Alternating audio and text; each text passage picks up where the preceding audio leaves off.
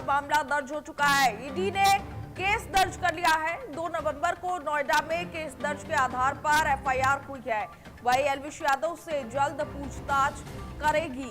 इसी के साथ ही लग्जरी कारों के बारे में तमाम ये जो पूछताछ है वो ईडी करेगी।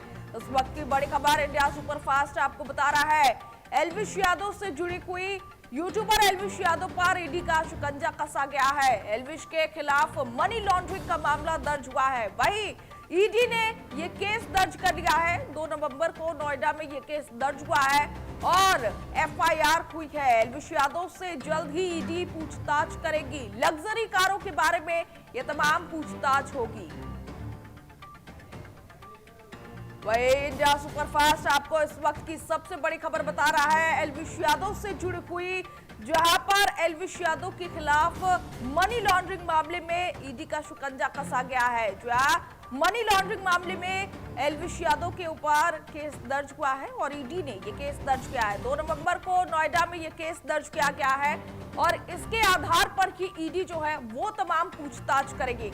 हमारे सहयोगी अभिषेक हमारे साथ जुड़ चुके हैं। अभिषेक, क्या खास जानकारी? ईडी की तरफ से दोबारा से मनी लॉन्ड्रिंग के केस में एल्विश यादव को दोबारा से पूछताछ के लिए बुलाया गया है। उनपे जो आरोप जो लगाया गया है, उनके पास जो महंगी महंगी जो गाड़ियां जो हैं उसको लेकर के ईडी जो है लगातार पूछताछ करेगी और साथ ही साथ जो फार्म हाउस के जो मालिक जो हैं, बड़े बड़े जो मालिक जो हैं, उनके साथ भी उनके तार जुड़े हुए हैं। तो वो उसको लेकर के तमाम जो जानकारियां जो है वो उनसे पूछताछ करने के बाद ही पता चलेगा कि इन लोगों के साथ में किस तरीके से, कब इनसे वो मिले थे और कैसे कैसे इनकी बातचीत स्टार्ट हुई थी और कहां तक इसके तार जुड़े हुए हैं। तमाम इसको लेकर के ईडी जो है वो पूछताछ करेगी। जी अंजलि। जी बिल्कुल अभिषेक, वही एल्विश के जो पिता हैं उनका बयान सामने आया था कि उनके पास जो प्रॉपर्टीज हैं, जो घर दिखाए गए हैं, उनके व्लॉग्स में दिखाए गए हैं या फिर उनके सोशल मीडिया हैंडल्स पर दिखाए गए हैं, तमाम जो कार को लेकर के ईडी जो सवाल और पूछताछ करने वाली है, उनके पिता ने अपने बयान में ये बात साफ किया था कि ये सारे जो हैं वो रेंटेड कार्स हैं और रेंटेड मकान है। ऐसे में ईडी किस बेसिस पर ये पूछताछ करने वाली है? तो देखिए, उनके फादर की तरफ से जो बयान आया है कि उनके पास जो कार जो है वो रेंटेड है, तो वो थर्ड ओटीटी में बिग बॉस में वो विनर हुए थे। तो उसके बाद से इनका नाम जो है काफी सामने आ गया। अगर रेंटेड है तो उसके जो अमाउंट जो है वो कहाँ से जा रहे हैं, किस तरीके से जा रहे हैं, क्योंकि रेंटेड गाड़ियां जो होती हैं, इतनी महंगी महंगी गाड़ियां वो अपने पास रखे हुए हैं। तो रेंटेड गाड़ियां जो होती है वो छोटी गाड़ियां भी वो रख सकते हैं। ठीक है, तो ऐसे में जो उनका जो फादर का जो बयान है, तो कहीं ना कहीं वो अपने बेटे पे जो इल्जाम जो लगाए जा रहे हैं उसको छुपाने की कोशिश कर रहे हैं और इसी चीज को लेकर के ईडी जो है लगातार वो आज पूछताछ भी करेगी और जो जानकारियां जो सामने जो निकल कर जाएगी, क्योंकि उनसे जो इल्जाम जो है वो काफी बड़ा इल्जाम है, क्योंकि उनके पास जो गाड़ियां जो है वो महंगी महंगी है और फार्म हाउस के जो मालिक जो है, बड़े बड़े जो उद्योगपति जो है, उनके साथ में भी इनका तार जुड़ा हुआ है।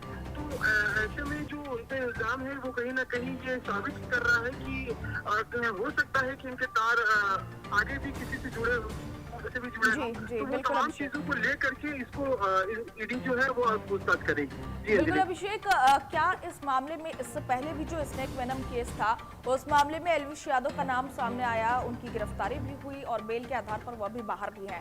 इसी के साथ ही कई सारे और भी यूट्यूबर जो थे वो एल्विश यादव के साथ उस केस में फंसे हुए थे। क्या मनी लॉन्ड्रिंग मामले में भी किसी और यूट्यूबर का नाम सामने आ रहा?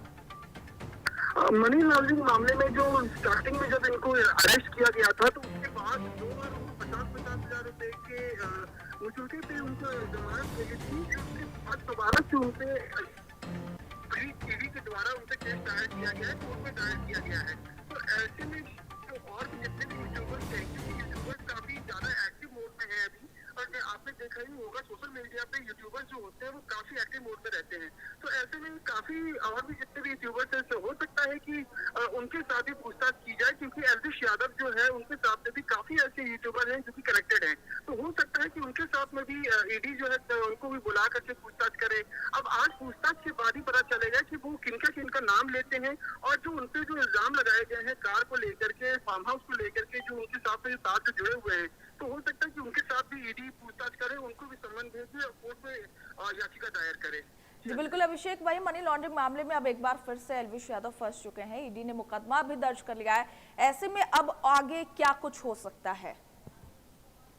देखिए शिकंजा जो है उन पे दिन प्रतिदिन कसता ही चला जा रहा है, क्योंकि एलविश यादव पे जो स्टार्टिंग में जब मनी लॉन्ड्रिंग का जो केस हुआ था तो उस वक्त में भी उनको 2 बार अरेस्ट किया था। उसके बाद कोर्ट की तरफ से उनको जमानत मिल गई थी, लेकिन फिर उसके बाद दोबारा से ईडी ने उनको जमानत मिलने के बाद भी उस पर छानबीन कर रही थी। ईडी के द्वारा लगातार। जी बिल्कुल बिल्कुल अभिषेक, हम आपसे फौरन जुड़ेंगे। बहुत बहुत शुक्रिया तमाम जानकारियों के लिए। तो आपने सुना किस तरीके से एलविश यादव के ऊपर एक बार फिर से मुश्किलों का जो पहाड़ है वो टूट पड़ा है, उनके ऊपर एक बार फिर से केस दर्ज कर लिया गया है।